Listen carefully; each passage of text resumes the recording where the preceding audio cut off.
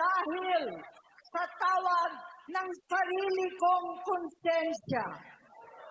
Bilang senador, bilang kapatid, bilang Pilipino.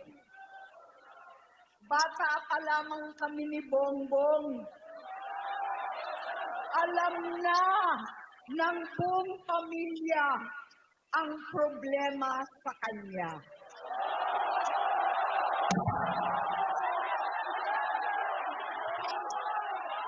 Sa totoo lang, mababasa naman ng lahat ang mga testimonya ng aking ama patungkol sa kanyang ugali at gawain. Noon, dahil may tatay pa kami, hindi ko pa siya responsibilidad. Noong tumatanda, ay mas naging nakakabahala. Batid ko na nagda-drug siya.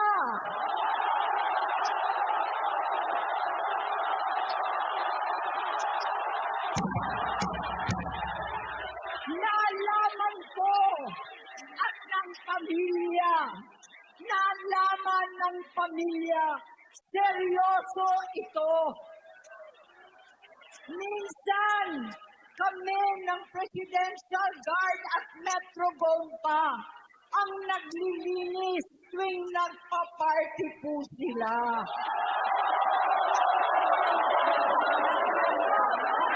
Namuhay kaming magkakapatid sa ibang bansa. Kami-kami lang. Kinumbinsi ko pa si Bongbong. Pakasalan mo na si Lisa. Naisip ko noon, kapag nag-asawa siya, malalagay na sa tahimik at magkakaroon ng direksyon. Ang laki ng pagkakamali ko. Mas lumala ang kanyang pagkalulong sa...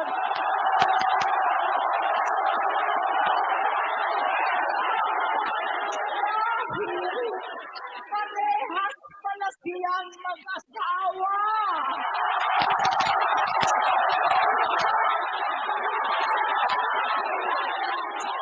Naging gobernador siya ng Ilocos. Alam ng mga tao doon na halos hindi siya pumapasok.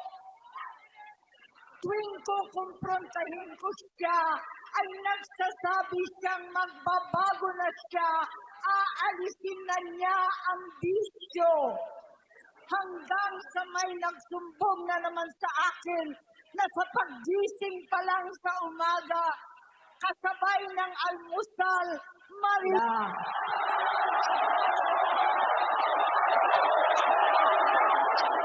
Paghapon sila. Lahat sila nagiinuman at gumagamit ng kasama ng asawa at barkada. Tulad ng ama ko, kinastigo ko ang mga barkada niya. Ang nasirang si Bong Dasa, si Edby Cruz, Inigo, Tony Boy, Sat Anton, alam po ninyo yan. Paano nagre-resign na sa takot ang mga pulis nila at staff dahil sa lumalalang bisyo. Inayos ko sila dahil gusto niyang ituwid ang buhay niya. Gusto niyang mag-vice-presidente.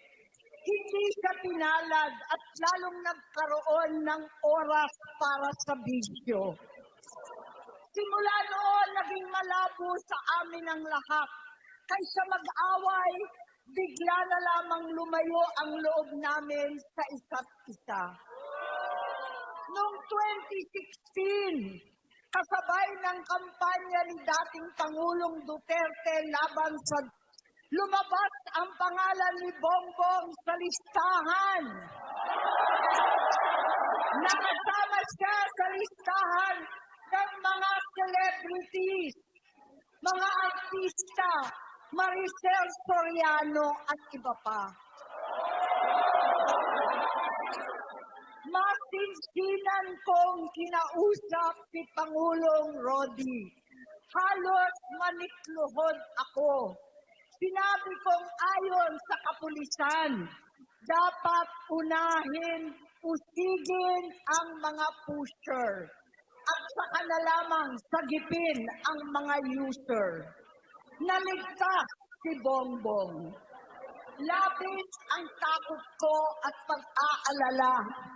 Kinausap ko siya at nagsabi siyang talagang siya ay nagbabago na. Muli at lagi, hindi ako nawalan ng pag-asa. Ako'y naniwala ulit. Mula noon na natatanggap ko na lang na balita tungkol sa kapatid ko ay regular na pagpapadoktor. Kaya kumalma naman ako. Inisip ko, totoo, dahil na-opera na ang tuhod niya sa gout. Siguro, totoo na ito. Hanggang nito, na lamang nalaman ko na tuloy ang paggamit niya sa mga party, nagarapalan, naghakain ng pinagmamalaki pa ng mag-asawang kayang-kaya nila ang microdosing ng hati-hatiin daw para 4 na beses sa isang araw. Hindi mabibisto. Ang pampapadoktor, pinalabas nilang pag-stem cell. Nagpapalit daw ng dugo, nagpapa-blood transfusion. Kayang-kaya raw, hindi ko maintindihan ang pinagsasabi. Noong 2021, kahit papano, nagkikita kami at nagkakausap. Sumamba siya sa akin, talagang hinintunan niya. Naniwala ako kasi sabi niya gusto niyang tumakbo. Ang sabi ko, tutulong ako sa abot ng aking makakaya.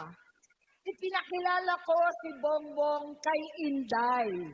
Naging magkatandem sila. Pagkatapos noon ay biglang hindi na niya ako ulit kilala. Kahit si Inday, nagtataka, bigla ako na isapwera. Kahit ganon, nangampanya pa ako para sa kanya, kahit si Inday na lang ang aking nakakausap.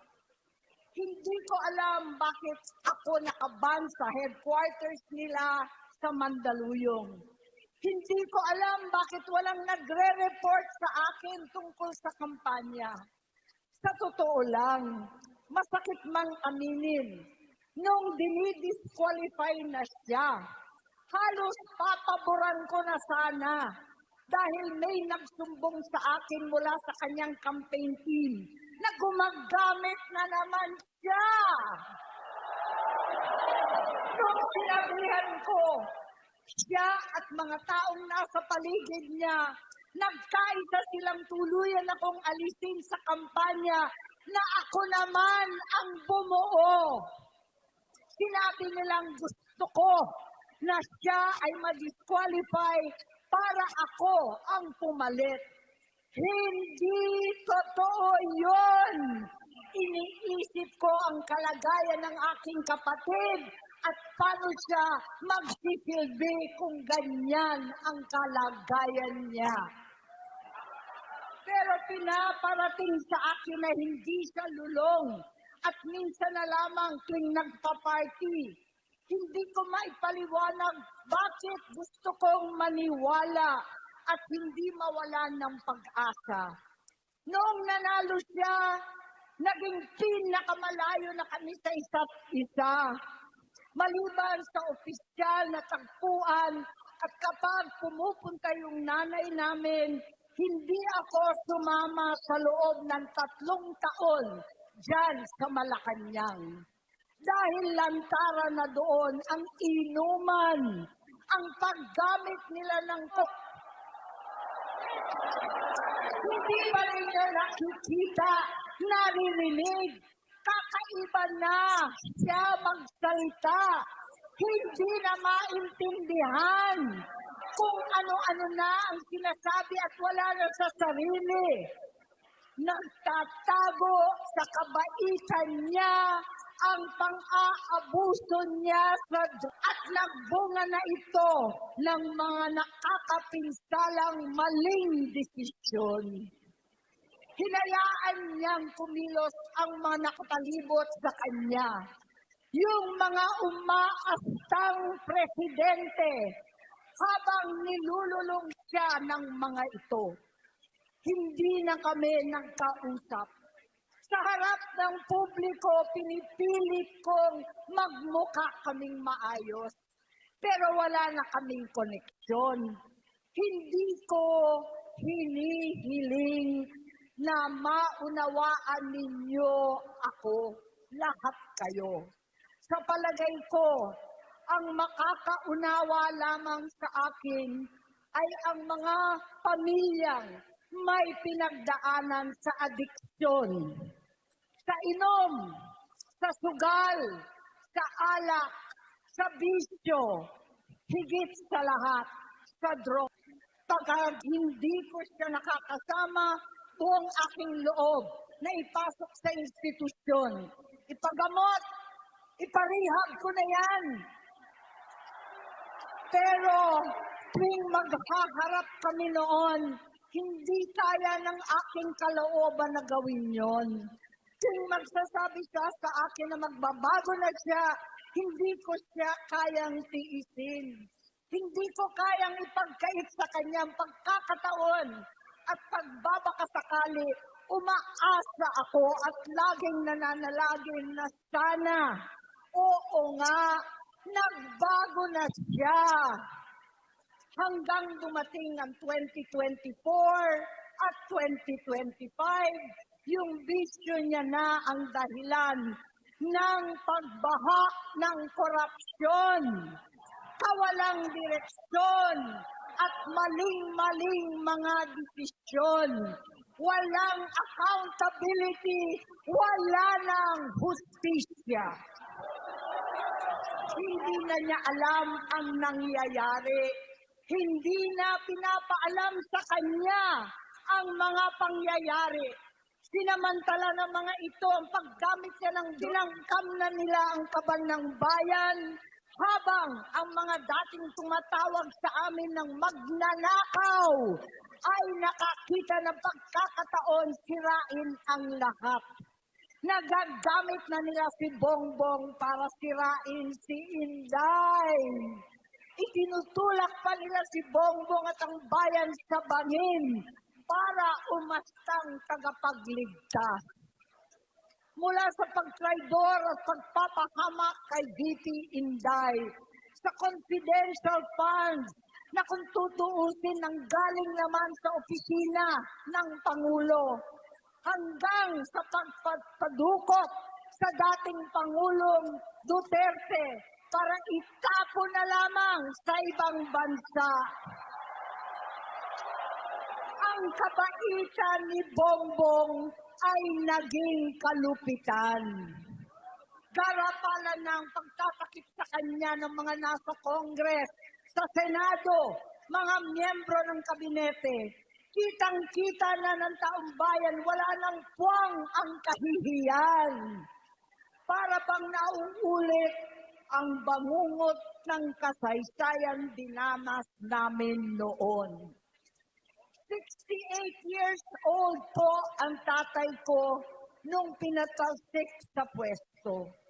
68 years old na rin si Bongbong ngayon. November 17 din, noong 2021, nung nakumbinsi ko si Inday na mag-vise kay Bongbong. November 18 po, bukas, ang ikatlong araw natin.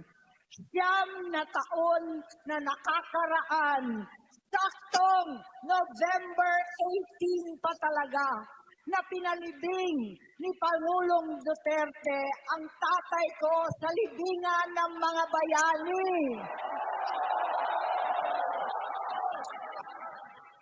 Halo-halo na ang aking nararamdaman Pero alam kong ito ang dulo at hangganan ng aking pagtitiis at pananahimik. Hindi na tayo mananahimik. Dahil nalaman kong pati ang mga anak niya ay nagdodrugs.